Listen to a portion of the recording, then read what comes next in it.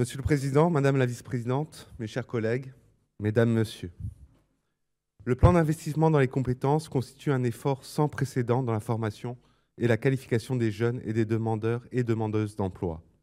Il est l'un des 4 volets principaux du grand plan d'investissement que met en place le gouvernement, doté de 57 milliards.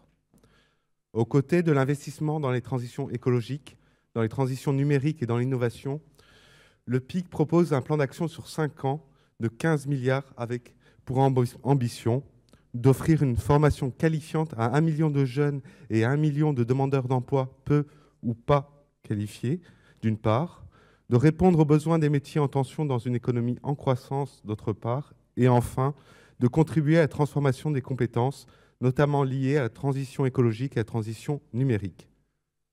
C'est une mobilisation inédite, d'ampleur, pour la formation et l'emploi. Mes chers collègues, avec la reprise économique de ces derniers temps, chacun et chacune d'entre nous rencontrons chaque semaine des hommes et femmes chefs d'entreprise qui n'arrivent pas à pourvoir des postes. En même temps, le chômage des jeunes et de longue durée s'inscrit depuis trop longtemps dans notre paysage. Et ceci, en grande partie, dû à des défauts de compétences. Il était urgent de répondre à ce déficit de compétences qui pénalise la France dans son développement économique et dans le creusement des inégalités sociales. Selon le cabinet McKinsey, en 2020, sans action volontariste, des millions d'actifs non qualifiés se retrouveront sans emploi, tandis que des millions d'emplois nécessitant une qualification ne seront pas pourvus.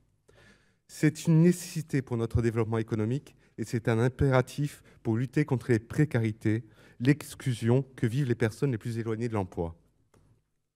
Ce pacte s'inscrit dans la droite ligne du contrat de plan régional de développement des formations et de l'orientation professionnelle. Il s'appuie sur un diagnostic sur la situation socio-économique du territoire breton, initié dès juin 2018 par la région dans le cadre d'une démarche partenariale. La nouvelle stratégie engagée en faveur de la formation s'appuiera bien sûr sur la mobilisation partenariale de tous les acteurs de l'écosystème de la formation, de l'emploi, du développement économique, mais aussi des collectivités territoriales. Cette méthode a fait ses preuves en Bretagne. Notre capacité à piloter à l'échelle du territoire des dispositifs nationaux n'est plus à démontrer. Nous avons su créer, nouer, entretenir des relations fortes avec l'ensemble de nos partenaires qui ont permis, entre autres, le succès du plan 500 000 formations en Bretagne en début de mandat. Nous devrons veiller à ce que ce pacte ne laisse personne sur le bord du chemin pour que chacun accède à la qualification. Première étape vers l'emploi. La construction progressive des compétences sera rendue possible grâce à une large palette de formations, préparatoires au parcours de formation, de maîtrise des compétences de base, professionnalisantes, certifiantes, mais aussi grâce à un accompagnement renforcé permettant de sécuriser les parcours. Afin de répondre aux attentes des publics cibles et celles des acteurs économiques, il nous faudra plus encore adapter, modulariser, personnaliser les parcours de formation. Un travail d'orfèvre qui sera mené au plus près des territoires, au plus près des besoins et des entreprises et des demandeurs et demandeuses d'emploi. Ce pacte régional nous permet de renforcer notre action en faveur des publics les plus précaires. Face à la détresse exprimée ces derniers temps par nos concitoyens, la conférence sociale qui se tiendra prochainement nous permettra de répondre encore davantage aux attentes fortes de la population.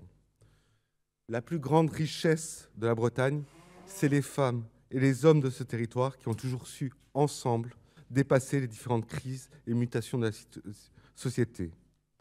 Face aux mutations numériques, environnementales, économiques, fractures sociales, c'est en misant sur les compétences, l'engagement et la mobilisation des Bretonnes et des Bretons que nous construirons ensemble la Bretagne prospère, ouverte et solidaire que nous souhaitons.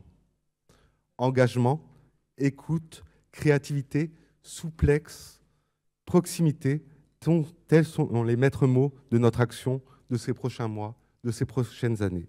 Je vous remercie.